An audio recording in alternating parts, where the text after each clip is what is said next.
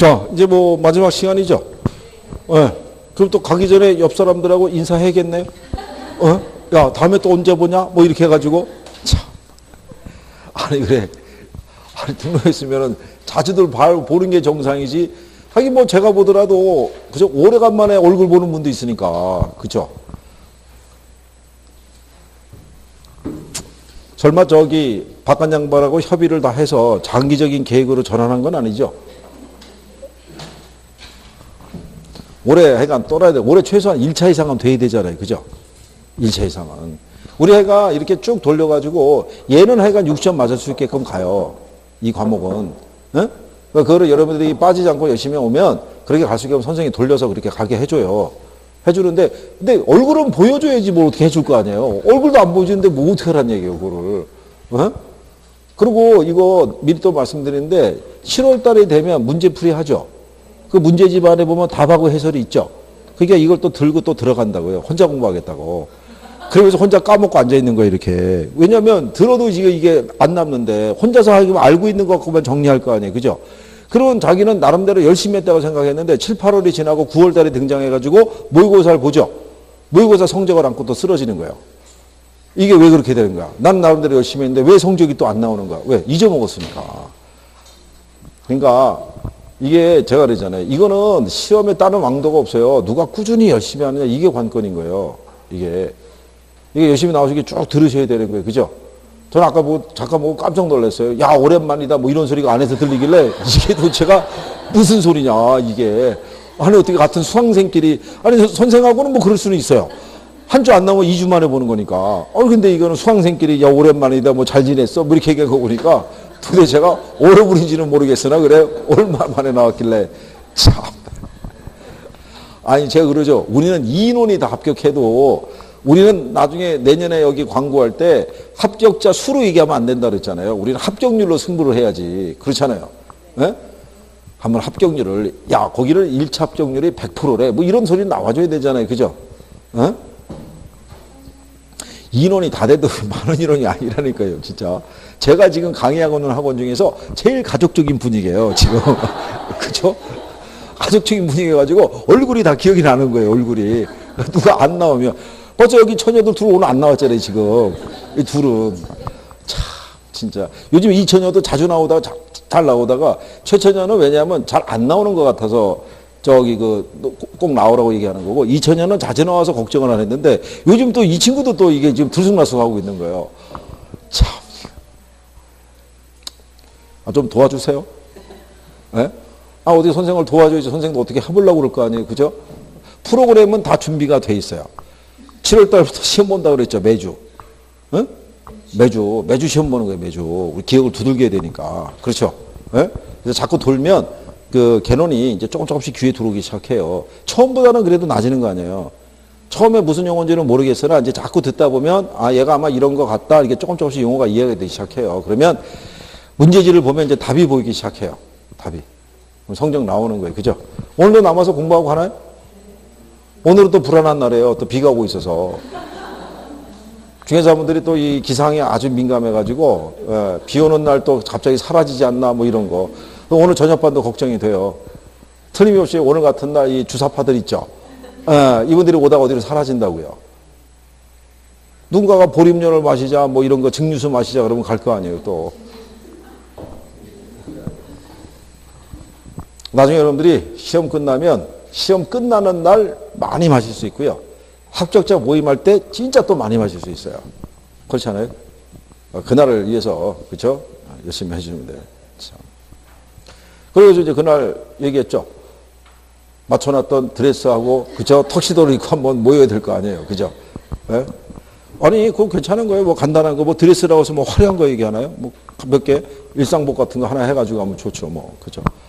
자, 주택금융공사가 있는데요. 이 주택금융공사 자체 개념에 대해서는 이제 그렇게 많이는 안 물어보는데, 거기 보시게 되면 이 주택금융공사는요, 우리나라가 주택금융공사가 설립되기 전에는요, 단기 주택자금 대출제도밖에 없었어요. 주택금융공사가 설립한 이후로 최초로 우리나라에도 장기 주택자금 대출제도가 도입됐다고 생각하시면 돼요.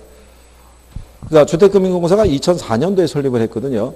그 전까지는 여러분들이 대출 받을 수 있는 게 뭐냐면 만기 상환 저당이 있죠. 그렇죠? 이게 3년 만기 상환 저당이라고 해서 3년 동안은 이자만 내고 3년 만기가 됐을 때 원금 일시로 상환하는 방식밖에 없었어요. 시중은행에서 취급하는 게. 그러다가 얘가 들어오면서 만기가 몇 년 이상, 10년 이상의 장기 주택자금 대출 제도가 도입이 된 거죠. 그래서 우리나라에도 장기 채권 시장이라는 게 열리게 됐다. 이렇게 생각하시면 돼요. 그죠?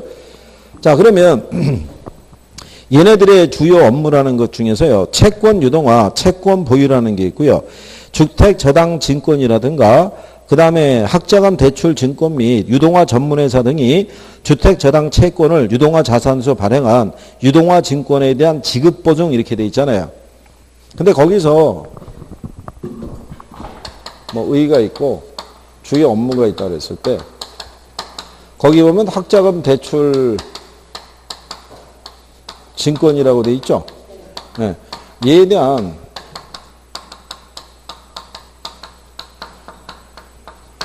평가 및 심사를 해줘요.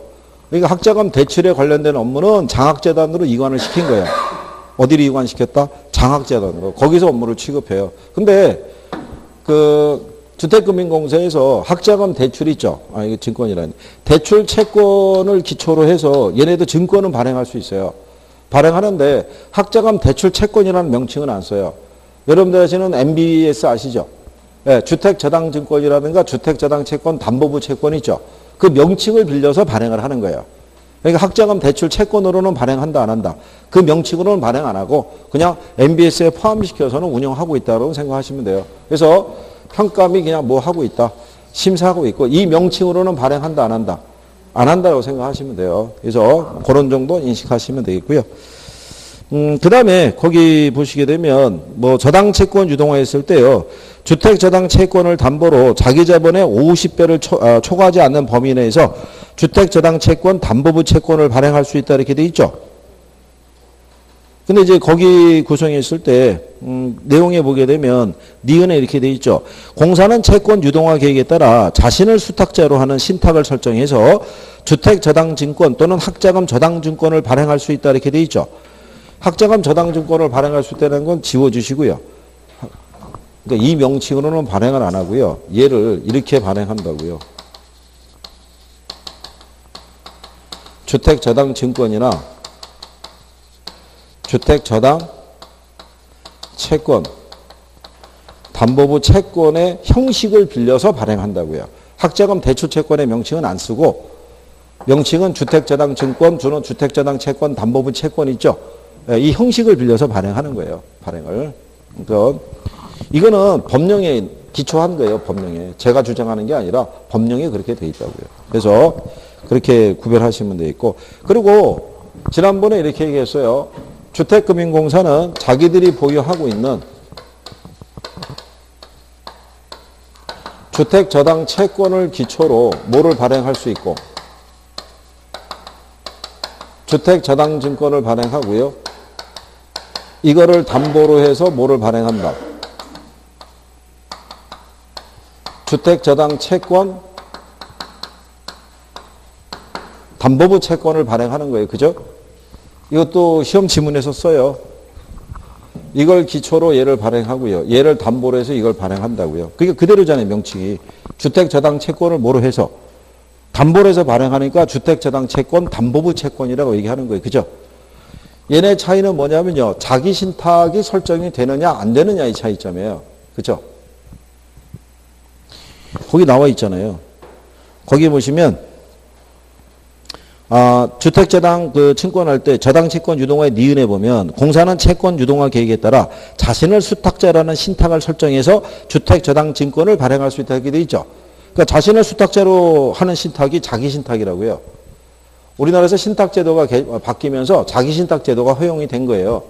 그러니까 위탁자하고 수탁자가 같은 거예요. 무슨 말인지 아시겠나요? 그게 원래 이런 거잖아요.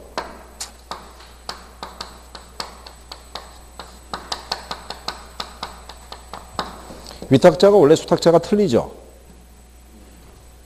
위탁자는 이제 부동산 보유자고 수탁자가 대부분 신탁자잖아요. 근데 이 수탁자를 자기를 설정한다고요. 자기 신탁을. 그러면 이제 그런 경우는 어떤 경우가 있냐면 자기 소유의 물건에 대해서 수탁자 명의로 바뀔 거 아니에요. 그럼 자기 혹시 만약에 사업을 운영하다가 뭔가 채권 추심이 들어와도 자기 신탁을 설정하면 거기서 벗어날 수도 있다고요. 그 다음에 이 신탁 중에 보면은 관리 신탁이라고 있죠. 참고로 보시면 관리 신탁이라는 게 갑종 관리가 있고 을종 관리 신탁이 있어요. 을종 관리는 명의 신탁이고 갑종 관리는 신탁사에게 물건의 모든 관리를 총체적인 관리를 다 맡기는 건데 주로 어떨 때 관리 신탁을 쓰냐면요. 우리나라 사람들이 해외 이주 나가죠. 해외 이주 나갈 때 뭐 안전, 뭐 보험이라면 좀 뭐 할지 몰라도 국내 부동산을 남겨놓고 가는 경우가 있어요. 만약에 나갔다가 잘못되면 들어올 수도 있었을 때 수고는 필요할 거 아니에요. 또 하나 뭐냐면 외국에 나가서 살아보시면 알겠지만 외국에 나가서 현지에서 잡을 우리가 뭐 얻어서 수익을 내기가 쉽지 않아요. 그럼 여기다 하나 임대 부동산 하나 만들어 놓고 가면 임대 수익 나오는 걸 가지고 기초로 해서 거기서 유용하게 또 쓸 수도 있을 거 아니에요. 그죠? 그리고 또 하나는 뭐냐면 자식이 있는데 너무 어려서 부동산을 물려줘봐야 관리가 제대로 안 돼요. 그럴 바엔 차라리 뭐를 설정해서 관리 신탁을 설정해서 신탁사가 다 관리 운영하고 발생하는 수익을 누구에게? 수익자에게. 그럼 수익자가 자식이 될 거 아니에요. 무슨 말인지 아시겠어요? 그러니까 이런 식으로 하는 게 자기 신탁을 설정하는 이유 중 하나가 그거예요. 내 물건인데 내가 위탁을 주고 내가 수탁자가 되는 거예요. 그럼 내가 관리 운영해서 발생하는 수익은 누구에게 준다는 거예요? 자식에게. 이런 식으로 물려주는 방식으로 자기 신탁 같은 걸 설정할 수도 있다는 거예요. 원래는 안 됐었는데 개정이 돼서 가능하다는 얘기예요. 그러니까 얘네 지금 차이점 뭐냐면 얘는 무슨 신탁을 설정한다는 거예요.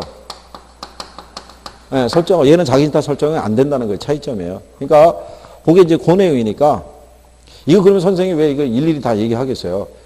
원래 이게 궁금해가지고 물어봐야 되는데 우리 특징 중에 하나가 안 물어본다는 거잖아요. 이게 선생님이 짚하고 이게 이런 내용이니까 별로 중요하진 않다는 얘기예요. 그러니까 요거까지는 안 하셔도 되는데 요렇게 발행하는 구조 정도는 알아두라는 얘기예요. 주택저당 채권을 기초로 뭐를 발행하고 저당채권. 얘는 담보로 이거 발행하니까 제목이 담보부 채권이라고 돼 있잖아요. 그러면 이게 주택저당 채권이 만기가 몇 년 이상? 10년 이상의 이게 장기 채권을 주택저당 채권이라고 명칭을 붙여준 거예요. 주택금융공사법에 의해서 그 얘기예요. 그 다음에 주택금융공사에서 취급하는 대표적인 상품이 있죠. 하나가 뭐가 있어요? 보금자리론. 하나가 뭐? 얘네 상대적인 건 알고 계시죠? 제가 볼 때 언젠가는 보금자리론하고 주택연금을 비교하는 문제가 나올 수도 있을 거예요. 얘가 일반 모기지면 얘는 영모기지잖아요. 기억하시나요? 네. 우리 그때 그림을 했었잖아요. 그림으로. 우리가 시간이 가면서 부동산의 가치는 이렇게 상승한다고 그랬을 때 일반 우리가 보금자리론으로 대출을 받으면은 상환을 하죠. 그러니까 잔액이 시간이 가면서 이렇게 줄어드는 구조라고 그랬잖아요. 대출 잔액이. 이게 일반 모기지고 영모기지라는 것은 시간이 가면 부동산 가치는 상승하겠죠. 근데 여기 있는 주택연금은 주택을 담보로 연금의 형식을 비해서 대출을 받는 식이잖아요. 그러니까는 대출 잔액이 같이 육박한다고 그랬죠. 그러니까 이런 식의 구조이기 때문에 한 번은 비교 대상으로 해서 물어볼 수도 있을 거예요. 보금자리론하고 뭐하고? 주택연금하고. 그렇죠. 얘 조기 상환할 수 있어요, 없어요? 보금자리론. 조기 상환할 수 있다, 없다? 아니, 이걸 복잡하게 생각하면 안 되잖아요. 여러분, 은행에 또 돈 빌려서 돈 조기 상환할 수 있어요, 없어요? 얘 조기 상환할 수 있잖아요. 얘 조기 상환할 수 있어요, 없어요? 얘도 있을 거 아니에요. 아니, 뭐 다 대출인데 왜 조기 상환이 안 돼요? 왜 다 되지? 아니, 또 갑자기 왜 그러는 거예요, 이게? 이제 또 마지막 시간이라는 거죠, 이거 이제. 그죠? 얘 조기 상환 수수료 내요, 안 내요? 낼 거 아니에요. 은행부터 빌리면 내잖아요. 얘 낸다, 안 낸다? 얘 안 내잖아요, 얘. 그 문제로 낸 거 아니야, 이거. 기출해서. 다음 중에서 틀린 거 골라라. 그랬을 때, 주택연금을 조기 상환할 때는 중도 상환 수수료를 부담해야 된다면 틀릴 거 아니에요. 아니, 그래도 오래간만에 얼굴을 봤는데, 그래도 갈 때 깔끔하게, 그죠? 선생님 입장에서 참 업이 돼서 갈 수 있게끔 해줘야 되잖아요, 그죠? 다음 주를 기대할 수 있게.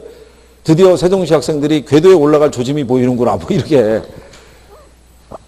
조기상환? 얘도 조기상환 된다 안 된다? 네, 되는 거예요. 둘 다. 그럼 얘 조기상환에 따른 수수료 있죠? 얘는 수수료 낸다 안 낸다? 수수료 내는 거예요. 얘는 수수료 낸다 안 된다? 수수료 안 내는 거라고요. 그렇죠? 이게 시험에 나온 거예요. 간단하게. 간단하게. 그럼 나중에 여러분들 모의고사 보면 이런 것도 문제로 하나 쑥 들어온다고요. 그럼 간단하게 정리하면은 우리가 쉽게 맞출 수 있잖아요. 그죠? 이게 괜찮은 거예요. 선생님 이제 이렇게 해서 막 얘기해놓고 난 다음에 기억하라는 식으로 막 압박을 가하는 거예요. 그러고 난 다음에 나중에 이제 돌아오고 제가 다시 물어보면은 똑같은 대답이 또 나와요. 그죠? 그럼 선생님은 또 그러려니까 생각하고 또 얘기하는 거예요. 그래도 자꾸 하는 거예요. 그죠? 자, 주택연금에 가입할 때 보면은 얘네는 가입 연령이나 이런 건 안 물어봐요. 여기는 미성년자 아니면 신청할 수 있는데 여기는 몇 세 이상이지 신청이 가능해요. 네, 그러니까 소유자나 배우자 중에 한 사람만 60세 이상이면 된다고 그랬어요. 그죠? 그래서 뭐 그런 내용들은 기초적으로 정리할 수 있으십니다. 그래서 거기 연금에 보면 두 번째 칸에 주택 소유자 또는 배우자가 만 몇 세 이상, 60세, 둘 중에 한 사람만 60세 이상이면 돼요. 그죠? 그리고 참고로 말씀드리면 주택금융공사가 보금자리론을 직접 대출해 주는 건 없어요. 무슨 말인지 아시겠죠? 주택금융공사는 대출 관련 업무를 수행할 그 능력이 없는 거예요. 업무 능력 중에서. 그러니까 자기가 직접 대출해 주는 건 없고 시중은행에다가 위탁 판매하는 거예요. 무슨 말인지 아시겠죠? 그러면 주택금융공사는 주택연금을 직접 지급하는 건 없는 거예요. 이 사람들은 주택연금에 대해서 뭐만 발행하는 거예요? 보증서만 발행하는 거예요. 보증서만. 지급보증만 해준다고요. 무슨 말인지 아시겠죠? 그러니까 직접 대출해 준다면 안 되는 거예요. 연금도 자기가 직접 지급하는 형식이라고 하면 틀리는 거예요. 무슨 말인지 아시겠죠? 그래서 그런 내용을 기초로 해서 정리하시면 되겠고요. 그 다음에 뒤에 넘어가시면요. 거기 이런 게 있어요. 월 지급금 지급 방식이 있죠. 거기 보면 맨 위에 기억에 보면 종신 방식이 있죠. 종신 지급이 있고 종신 혼합이 있죠. 네. 얘는 한번 선택하면 바꿀 수 있어요, 없어요? 종신 지급 방식으로 선택했다가 종신 혼합 방식으로 바꿀 수 있다, 없다? 에? 아니 이게 무슨 퀴즈 맞히는 것도 아니고 아니 그리고 일단 한번 툭 뱉어보시고 난 다음에 반응을 살피면 어떻게 하겠다는 거예요. 야 내가 한번 지금 던지니까 누가 받아갖고 얘기 좀 해봐 이런 식으로 하나 툭 던져놓으면 얘는 바꿀 수 있다고요. 얘는 바꿀 수 있는데 뭐는 바꿀 수가 없냐면 월 지급금 유형이 있죠. 정액형으로 받을 것이냐 정률형으로 받을 것이냐 이런 것도 있죠. 매월 일정한 금액을 받을 것이냐 시간이 가면서 받는 금액을 크게 할 것이냐. 그러니까 처음에는 적게 받고 나중에 많이 받을 것이냐 아니면은 나중에 많이 받고 처음에 적게 받 이런 방식은 한 번 선택하면 변경이 불가능한 거예요. 그래서 그 내용에 대해서 구별을 그렇게 하시면 되겠고요. 그리고 거기 이제 그 밑에 나가면 월 지급금 지급 유형이라고 있잖아요. 정액형이 있고 전후 후박형, 정률형, 정률 감소형 이렇게 나와 있죠. 얘네는 한번 선택하면 변경이 안 된다는 거고 위에 거는 종신 지급을 할 것이냐 종신 혼합으로 갈 것이냐는 한번 선택한 다음에 변경할 수 있다 없다. 예, 변경할 수 있다라고 이렇게 생각하시면 돼요. 그죠? 자, 그래서 이제 뭐 그런 내용 정도 뭐 기초로 해서 하시면 되겠고 이거 말고도 추가되는 내용이 몇 개가 있는데 인용할 수 있는 거는 그렇게 많지는 않아요. 근데 가끔 홍보 형식으로 나오긴 하니까 간단히 다만 얘네 또 바뀔 수도 있어요, 없어요? 바뀔 수 있죠. 왜냐하면 지금 보금자리론 있죠. 융자 가능 금액 최대 얼마까지 해줘요? 최소 얼마? 최소는 100만 원. 최대 얼마까지 해준다? 얼마? 응?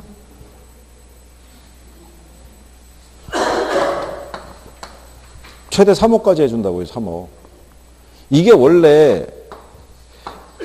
원래가요. 최소가 2천이었었고요. 최대가 얼마냐면 3억이었었어요.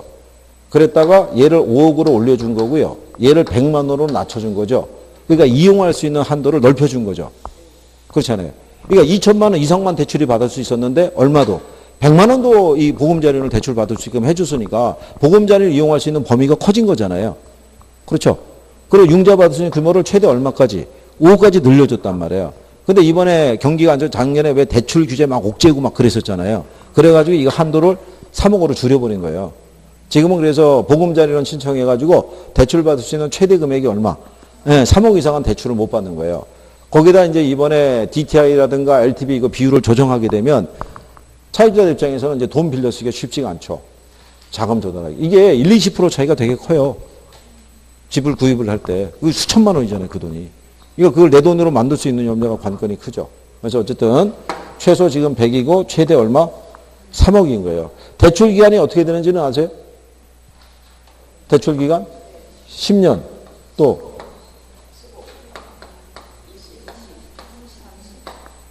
이렇게 되는 거예요, 이렇게. 그렇죠? 대출 기간이 몇 년 이상이에요, 그러니까. 10년 이상이에요, 10년. 그러니까 나중에 이거 청산 들어가죠, 주택연금은. 이거 청산 들어가잖아요. 그래서 만약에 대출 잔액하고요, 부동산 가치 있죠? 집을 처분해도 잔액으로 회수가 안 되잖아요. 모자란 금액을 누가 책임져 준다 그랬어요? 주택금융공사가 대신 이게 지급보증 해줬으니까 걔네가 책임지는 거예요. 상속인에게 청구한다, 안 한다? 안 한다고 얘기했으니까 그렇게 여러분들이 구별할 수 있으시면 돼요. 무슨 말인지 아시겠죠? 앞장이요. 네. 연령조 앞장은 127페이지. 네. 연령조 확정기한 방식이 네. 요거 좀 배우자하고 관련된 요거 좀 이용. 아, 배우자가 만 60세 중에서 연소자가 만 55세에서 만 74세 있죠. 그 사이에 있을 때만 이 방식을 신청할 수 있다는 거는 이게 확정기간 방식은요. 우리가 일반 주택연금은 우리가 신청을 해서 뭐 할 때까지 사망할 때까지의 구간이라 그러면요. 여기는 신청을 한 다음에 사망이 아니라 내가 기간을 정하는 거예요. 10년이면 10년, 20년이면 20년의 기간 동안만 연금을 받겠다는 거죠. 그러면 연금을 지급받을 수 있는 규모가 어떻게 돼요? 커질 거 아니에요. 무슨 말인지 아시겠죠? 그런데 이걸 신청을 들어갈 때 연소자의 나이가 몇 살이라는 것도 중요하죠. 기간 정해. 연소자의 나이가 너무 많으면 10년을 잡아도 84세 아니에요. 20년을 잡으면 94세 아니에요. 그럼 현실적으로 생존에 대한 가능성이 별로 없잖아요. 그걸 감안해서 확정기간 방식의 연령을 정해주는 거예요. 연소자 나이가 만 55세부터 74세까지 이하인 경우만 신청이 가능하다고 얘기해 주는 거예요. 이게. 왜냐하면 사망을 하면 신청한 사람이 사망하면 배우자가 이거를 계속 혜택을 받도록 돼 있어요. 무슨 말인지 아시겠죠? 근데 이게 기간을 정해놓으면 이 사람의 나이가 아직은 충분히 생존할 가능성이 있음에도 불구하고 이 기간이 끝나버리게 되면 나중에 이 사람 연금 수령이 안 될 거 아니에요. 이걸 왜 종신을 해준 이유가 뭐냐면 중간에 이거를 기한을 정해주게 되면 원래는 이게 10년, 20년 방식이었어요. 근데 우리가 신청이 몇 세냐면 60세잖아요. 근데 쭉 해서 20년에 80세잖아요. 충분히 생존 가능성이 있잖아요. 근데 이때 이 사람은 집을 처분하고 그다음부터 집 없는 상태로 돌아다녀야 된다고요. 부담이 될 거 아니에요. 근데 확정기한 방식은 이 기간이 더 짧아지잖아요. 그러니까 연소자의 나이에 제한을 둘 수밖에 없죠. 이게 현실적으로 74세까지 둔 거는 이 사람의 기간을 10년을 정하면 84세일 거고 이거 하면 94세 아니에요. 그러니까 그 기간을 넘어서면 곤란하겠죠. 이때까지도 이 양반이 생존해 있다 그러면 나중에 문제가 되잖아요. 이게. 그래서 확정기한 방식은 금액은 많이 받을 수 있어요. 기간이 정해져 있으니까. 그러니까 연금은 많이 받을 수 있는데 근데 문제는 소유자가 그냥 일찍 사망한 거에 대해서는 문제가 없으나 남아있는 배우자가 계속해서 연금을 받을 수 있는 연령대는 살펴봐야 되잖아요. 그렇잖아요. 그 먼저 그 양반은 가더라도 나머지 있는 분도 연금은 계속 받을 수 있는 혜택이 있어야 되잖아요. 그래서 기간을 연령을 정했다고 생각하시면 돼요. 자, 그래서 이제 그런 내용이고요. 그 다음에 이제 뒤로 넘어가시게 되면 132페이지로 가면 부동산 활동론이라고 있어요. 그죠?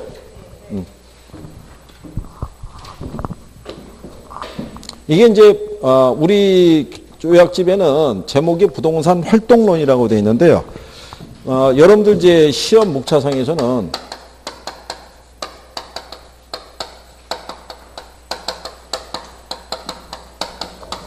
뭐 부동산 개발 및 관리 이런 식으로 이제 단원서가 붙어요. 부제가. 그래서 거기 보면 제일 먼저 나오는 게 부동산 이용 뭐 이렇게 돼 있죠. 예. 그러니까 이제 간략하게 설명해 드리면 이용은 출제 빈도가 거의 없어요. 이용은. 그러니까 이용에서 나오는 케이스는 진짜 뭐 5년에서 뭐 한 7년에 한 번 나올까 말까 그래요. 그 내용도 간단하고. 그러니까 여기는 신경을 별로 그렇게 크게 안 써도 되고 정리하실 때. 그리고 저기 136페이지에 가면 부동산 관리라고 있죠. 관리.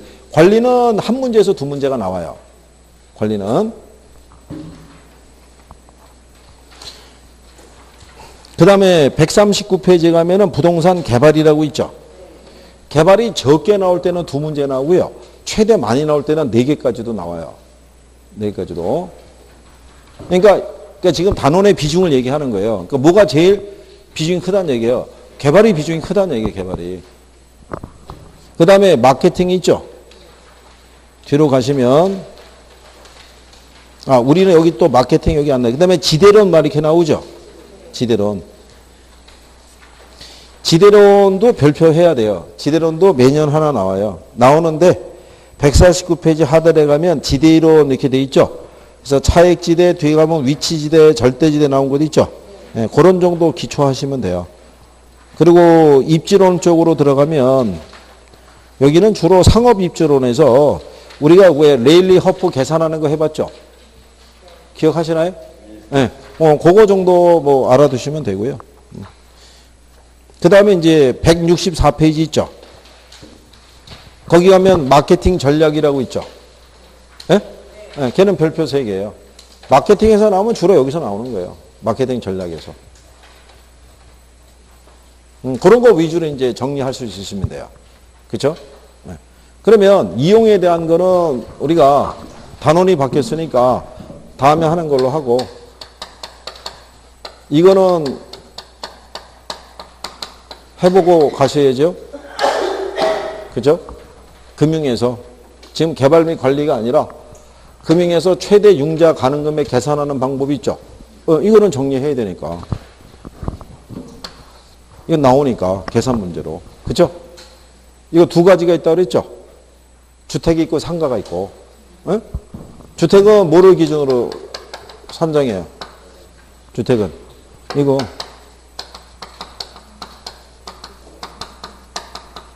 또 아직은 얘를 기준으로 하니까 총부채 상환 비율 있죠. 네. 얘하고 그 다음에 뭐 있어요? 상가. 상가는 얘도 역시 무슨 비율? 대부 비율. 그 다음에 현금 수지를 기초로.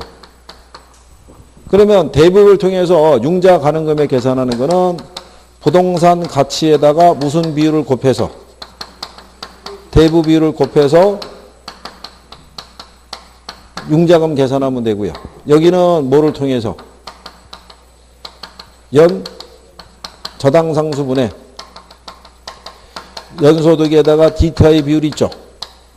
여기다가 뭐를 빼고 기타 부채를 빼서 융자 가능 금액을 계산하는 거예요. 그죠? 근데 요거 간단해요. 요거 네? 간단하게 우리가 계산할 수 있어요. 이거는 여러분들이 얘기해 주잖아요. 자, 만약에 부동산 가치가 5억일 때요. 자, 대출 승인 기준이 있죠. 대부 비율이 있죠. 60%. 총부채 상환 비율이 40%. 이 두 가지 요건을 다 충족해야 되고, 그 다음에 차입자의 그 소득이 있죠. 연소득을 제일 많이 주는 게 주로 6천만 원 많이 줘요. 그리고 기타 부채는 없다. 그리고 연저당상수 있죠. 0.1. 요즘 통상 0.1 많이 줘요. 그거 거의 뭐 암산계산이죠, 뭐. 그죠? 대부비율 적용하면 가치가 5억이잖아요. 5억에 60%면 얼마? 5, 6, 30이니까 3억 받을 수 있잖아요. 그러면 여기도 대입하는 거예요. 연저당상수 0.1 주죠. 지금 연소득이 얼마예요? 6천. 지금 DTI가 몇 프로예요? 40%.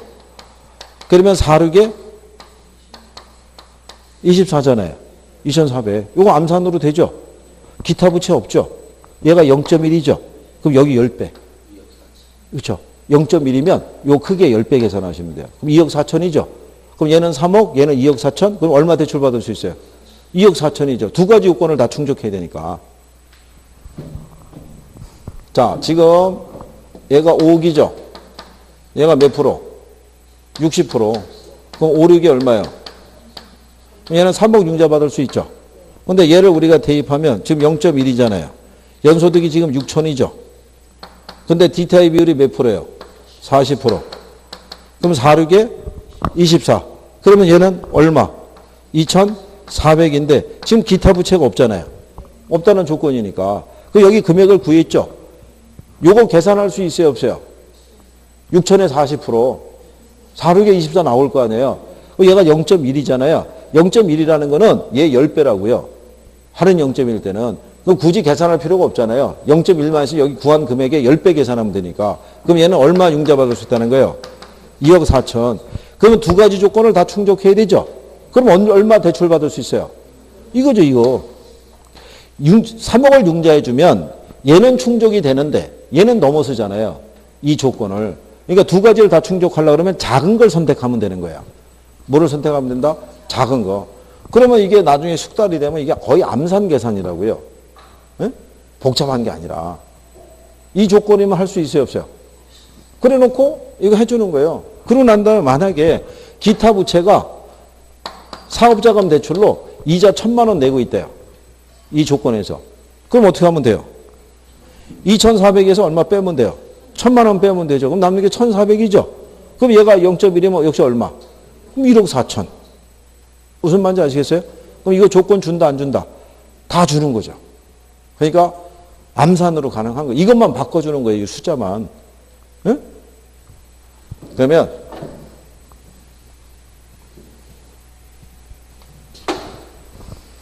바꾸는 거예요. 얘 6억이에요. 그죠? 얘 얼마? 70%. 총부채 상환비율 있죠? 60%. 이렇게 주는 거예요. 예? 같은 조건에서. 자, 일단 융자 없다고 생각하고 연습해보죠. 이거라도 뭐 하나 정확하게 하면 되죠. 그럼 이것도 하면 되니까. 자, 일단은 대부비율 적용하면 얼마 융자 받을 수 있어요? 지금 대부를 기준하면은 부동산 가치가 6억이잖아요. 70%니까. 67에 40이니까 얼마? 4억 2천. 그럼 얘를 할 때는 여기 있는 저당상수가 0.1이잖아요. 그러면 얘 그냥 0.1 안 써도 되는 거예요, 그냥. 여기서 구한 금액의 10배 생각하면 되니까. 그러면 지금 소득이 얼마예요? 6천. 지금 이 비율이 몇 프로예요? 60%래요. 그럼 66에 36. 그럼 얼마예요? 3,600이잖아요. 0.1 하면 3억 6천. 그럼 최대 얼마 받을 수 있어요? 그죠? 작은 거 선택하면 3억 6천이죠. 그러면 암산이잖아요. 네? 여기서 지금 여러분이 지금 해봐도 계산기 쓸 만한 게 있어요, 없어요? 계산기 쓸 게 없잖아요, 계산기 쓸 게. 자주 나온다고요, 자주. 그러니까 결국은 학계론에서 나오는 계산 문제는 거의 1분 안으로 풀게끔 다 주겠죠. 그래, 그래도 뭐 표정이 안 좋은 거는 그래도 뭐 꼭 끝날 때 계산을 해야 됐어. 뭐 이런 거죠. 근데 이건 해볼 수 있잖아요, 이거는. 그죠? 해볼 수 있나요? 그걸 연습을 해야 돼요, 본인이. 선생이랑 할 때는 다 돼요. 그죠? 근데 집에 가서 일단은 선생이 한 대로 선을 하나 그려봤어요. 그리고 난 다음에 여기에 생각이 안 나는 거예요. 아까 그 인간이 어떻게 했는데. 그 생각이 안 나는 거예요. 그죠? 그러니까 뭐를 적어야 돼요? 공식을 적어서 대입을 해야죠, 대입을. 이거 다음 시간에 복습할 때 해드리고, 여기다 적는 거예요. 여기는 뭐 적는다? 저당상수. 여기는 뭐? 연소득. 여기에다가 무슨 비율을? 총부채 상환비율 있죠? 예, 얘 곱하고, 여기서 기타 부채가 있다면 기타 부채 빼주면 되고, 기타 부채가 없다 그러면 안 해도 되는 거예요. 무슨 말인지 아시겠어요? 예, 여기다, 그래서 일단은 내가 이렇게 써봐야지 알 거 아니에요. 쓰고 숫자를 자꾸 대입해봐야지 알 거 아니에요. 그래서 익숙해질 거 아니에요. 그죠? 예? 그래도 잘 안 되는 분, 잘 모르겠다. 어떻게 대입하는지 모르겠다. 제가 우리 꼭 시험 본다고 그랬었죠? 시험 본다고. 이거 제가 24번 문제로 꼭 낼 거예요. 제 기억상에는 답이 2번으로 돼 있었을 거야, 그게. 그죠? 학계로는 답도 알려주고 시험 봐요. 그죠? 에? 여러분 이걸 틀려서 그렇지. 그렇잖아요. 왜 틀리냐면 거기 교재에다도 적어놔요. 24번이 몇 번이라고. 2번이라고 적어놨는데 나중에 걔를 보면 이거 왜 적었는지 기억이 안 나는 거예요. 이게. 뭐 때문에 적었지? 이렇게 되는 거예요. 그러니까 틀리는 거예요. 그게. 그러니까 자꾸 하면 늘어요. 에? 이 조건대로. 저기 기출문제집 이런 거 있죠? 에? 요건 맞는 애들 가서 이렇게 해서 연습 한번 해보시는 거예요. 무슨 말인지 아시겠나요? 예, 그래요. 자. 어차피 저 주택 담보대출이 말 그대로 담보대출이니까. 네. 근데 주부 같은 경우에는 소득이 없으면 아예 담보대출 자체를 못 받는다는 얘기예요. 그거를, 그건 이거 계산하는 거랑 관계없고요. 그렇잖아요. 아니, 여기다가 이 사람은 주부가 아니다. 이렇게 쓰지는 않을 거 아니에요. 그죠? 그 일반적인 대출 관계를 얘기하는 거죠. 은행에 가서는 지금은 우리가 얘를 강화를 시킨다는 얘기는 소득이 없으면, 소득 근거가 없으면 융자를 못 받게 하겠다는 얘기죠. 솔직히 우리나라에서 부동산 거래할 때 중심에 있는 사람들이 주부들이라고요. 근데 주부들이 대충 뭐가 없어요. 소득이 없다고요. 그래서 대충 이걸 기준해서 융자를 받은 건데 이걸 강화를 시키게 되면 얘가 없으면 안 되는 거죠. 이게 규제를 옥죄겠다는 얘기예요. 결론은. 그러니까 소득 근거를 대라 이거예요. 그런 얘기니까요. 자, 여기까지 하신 거고요. 다음 시간에 우리가 이용활동에 대해서 하면서 요거 다음 주에 왔을 때 꼭 이거 한번 복습하고 갈 거예요. 예? 그럼 한 사람 가위바위보해서 진 사람 나와서 이거 풀어보라 그럴 거예요. 예? 그래요. 자, 오늘도 뭐 남아서 열심히 공부하신다 그러니까 굳게 믿고 다음 주에 얼굴 봤을 때 야, 오랜만이다 이런 소리 나면 안 되는 거예요. 자주 나와야죠. 자, 그래요. 오늘 여기까지 합니다. 고생하셨습니다. 수고하셨습니다.